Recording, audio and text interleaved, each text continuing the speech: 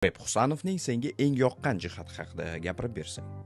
Xo'p, menga eng yoqqan narsa bu uni kiyim almashtirish xonasida ishonib bo'lmas darajada yaxshi ko'rib qolishdi. U bugungi o'yinga cho'tkasiz va o'yindan oldin kerak bo'ladigan buyumlarsiz tashrif buyurdi. Futbolchilar olib yuradigan sumkaning nomi nima edi? Maxsus, buyumlar sumkasi. Xullas, u ryukzaksiz hech narsasiz mana shunday futbol o'ynashga yetib keldi.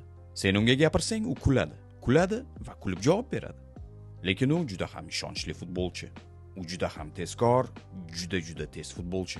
Va u uzatadigan paslar shunchaki ekstraordinar darajada. U paslar bilan shunday liniyalarni kesadiki, bizga aynan mana shunday qobiliyatga ega bo'lgan himoyachilar kerak edi. Va unda bunday qobiliyat bor. Albatta, u o'rganish kerak. U bor yo'g'i 19-20 yoshda. Yoshi to'g'risi esimda yo'q, juda ham yosh. Va uning tezligi, men hech qachon bunday futbolchilarni ko'rganman va u ham o'shalar darajasida.